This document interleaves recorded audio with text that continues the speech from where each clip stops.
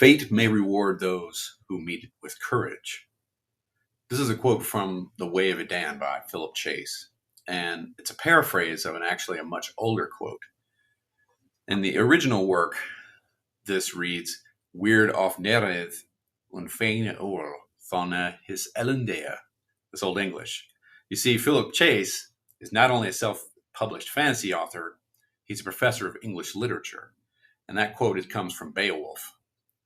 Loosely translated, it's fate may choose to favor an undoomed man if his courage holds.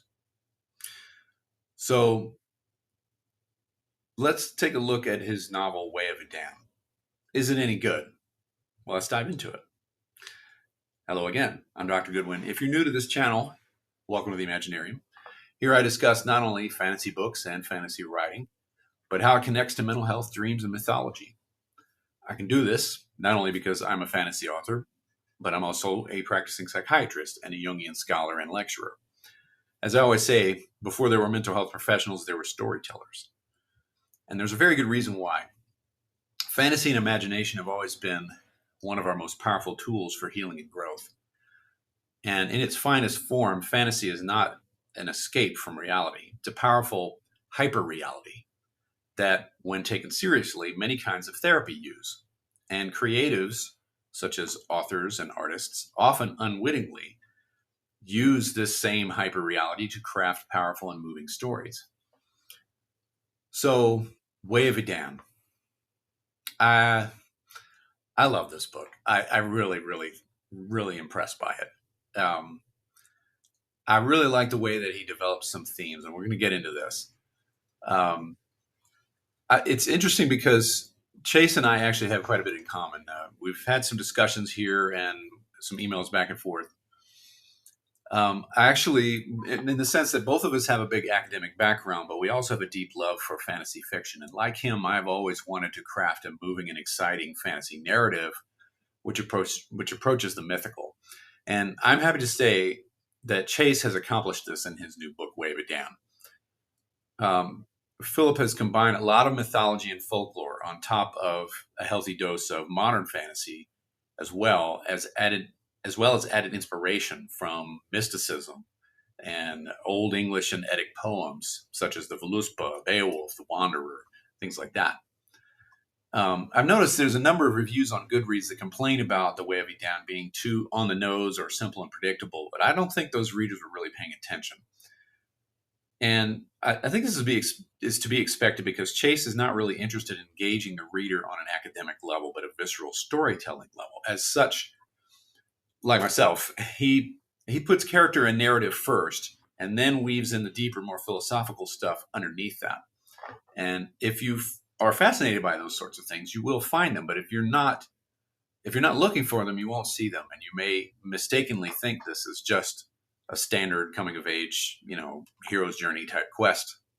And it does have elements of that, but he's not just doing that. I'll give you an example. So the king of the Torlanders and his pal, Bledla, the supreme priest, are a really interesting combination of villains. And I can see why some may have mistaken these two characters for being sort of mustache-twirling villains.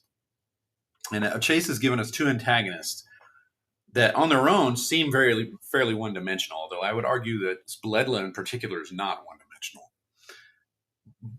But that would be missing the point anyway, because there's not just one of them, there's two. And the combination of the two and their back and forth makes for a very interesting dynamic. In other words, when you see them behaving in the story and what they're doing, you can see that what Dr. Chase is looking at is the dangers of a blind zealot who believes without question, combined with a cynical, power-mongering warlord. It's a volatile combination, to say the least, and I think he's really got a lot of interesting things to say about that combination in particular. So I encourage anyone who's either read this or is thinking about reading it to look a little bit deeper and see what he's doing, because it's there. In the quieter moments, you may notice some interesting twists on some of the old formulas that give it a nice fresh take on the whole good versus evil thing that epic fantasy is very famous for. In all, the result of Chase's decades-long labor of love is a fantasy which is new but feels familiar, but in a good way. It's kind of like drifting back into a place that you've never been to, but feels like you have, as if maybe ancestors were whispering to you. And I think this is entirely deliberate. And I say that not only because of Chase's background, because I intentionally did the same sort of thing in King of the Forgotten Darkness, which is my own labor of love that I've been tinkering with since the late 90s. So I sense a kindred spirit here. And Chase really nails it here with this first outing of his. He values many of the same sorts of things that I do, which is probably why it appeals to me so much. The atmosphere, the sense of wonder, and the feeling that you get when you encounter the ancient and maybe even the unknowable. And he likes to explore important timeless themes, perennial challenges we all face as human beings that transcend history and culture. In The Way of Edan, what Chase is tackling is really no less than the question of rulership and its sometimes toxic relation to the divine. The individual versus the collective, which is a very crucial theme in the 21st century. Our individuality versus the oneness of all being. All of the stuff that he leaves in subtext, though, so as to not distract you from telling just a ripping good yarn of a story. Every word of this novel glows with a love of the genre and a deep understanding of what makes it timeless. I really saw that shining through the prose.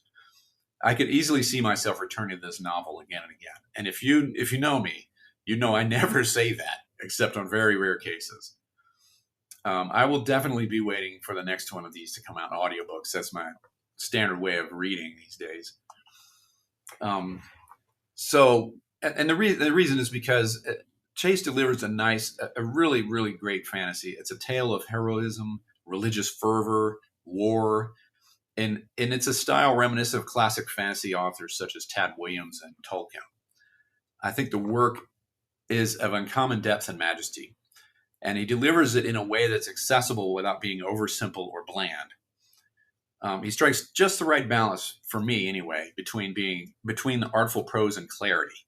And sometimes those two things clash with each other, as any author out there knows.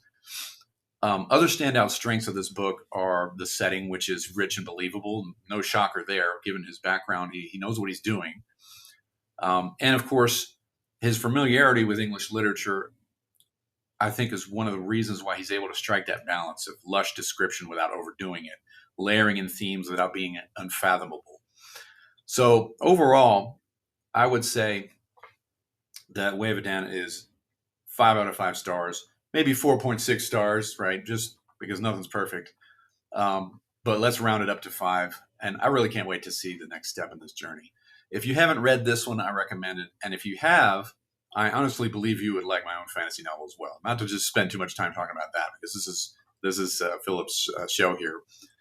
But there's a lot of common themes, and I really like the way he layers in deeper, more thoughtful elements to this fantasy tale, but he doesn't do it in a way that sacrifices narrative momentum, action, and character. At no point does he get bogged down by these things, which is something that does happen to some authors. But Chase doesn't let that happen here. So, see you next time.